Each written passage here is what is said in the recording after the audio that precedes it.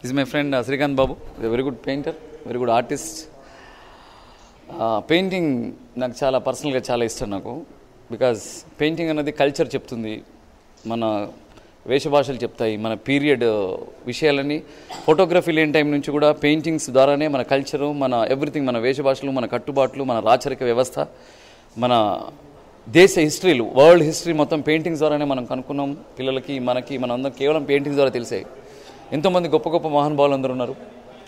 మన నాలెడ్జ్ ప్రకారం, నా లిమిటెడ్ నాలెడ్జ్ ప్రకారం చాలామంది పెయింటర్స్ చూశాను నేను.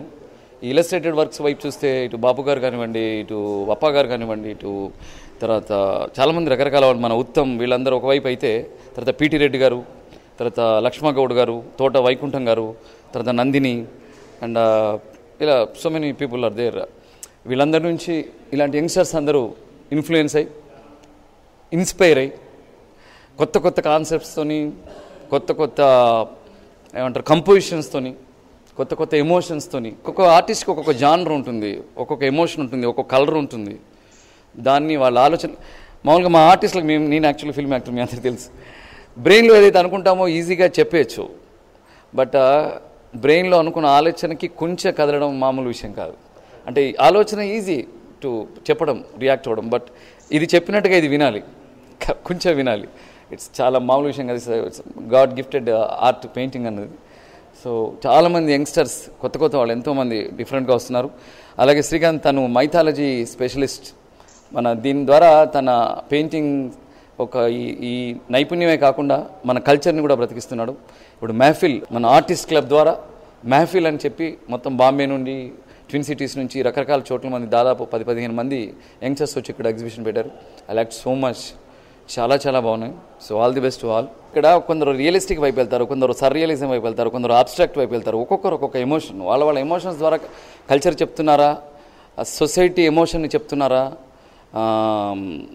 మనుషుల బిహేవియర్స్ చెప్తున్నారా, తర్వాత ప్రాబ్లమ్స్ చెప్తున్నారా, పొల్యూషన్ గురించి చెప్తున్నారా, నేచర్ గురించి చెప్తున్నారా, దీని గురించి వాళ్ళ కాన్సెప్ట్ తీసుకుంటారు. ఒక్కొక్కరు ఒక్కొక్క రకమైన ఇది తీసుకుంటారు. ఇక్కడ వ్యాపారం అంటే కలర్స్కి, బ్రష్కి, దీనికి అది పెట్టడం, మా కాన్సెప్ట్కి, ఆ ఐడియాకి పెట్టడం డబ్బులు అనేవి. దాదాపుగా 50 లక్షల కోటి రూపాయల పెయింటింగ్స్ దాకా కూడా ఉన్నాయి. అది అందనెంత ఎదిగిందా, వరకు వెళ్ళిందా అంటే అది గర్వపడాలి ఒక విధంగా. మరి పెయింటింగ్ కూడా అంత గొప్ప ఇది ఉంటుందా అని. ఇప్పుడు ఒక ఫోటోగ్రాఫర్, స్టిల్ ఫోటోగ్రాఫర్ ఉన్నాడు, ఓన్లీ ఫోటో సెషన్కి 10 lakhs తీసుకునే కెమెరామెన్స్ ఉన్నారు. స్టిల్ కెమెరామెన్ 10 lakhs ఓన్లీ ఫోటోలు తీస్తారు. మరి వర్త్ని బట్టి ఉంటుంది. ఇక్కడ మనల్ని మనం మార్కెటింగ్ చేసుకోవడం కూడా ఒక గొప్ప లక్షణం. అది కూడా మన పర్సనాలిటీ డెవలప్మెంట్లో ఒక భాగం. ఎక్కడో కూర్చొని నన్ను ఎవరు పట్టించుకోవట్లేదు, నన్ను ఎవరు చూస్తలేరు అంటే కూడా రాంగ్. ఇప్పుడు ఇలాంటి చోటుకు రావాలి, నా దగ్గర పెయింటింగ్ ఉందని చెప్పాలి, పరిచయం చేసుకోవాలి.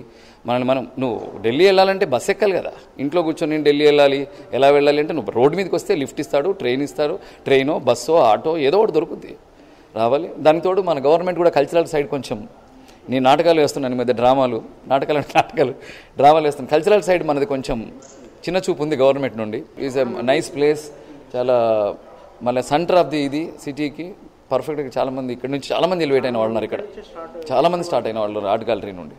నా చేత ఇనాగరేట్ చేసినందుకు నేను చాలా feeling very happy. All the best Srikanth Babu. Thank you.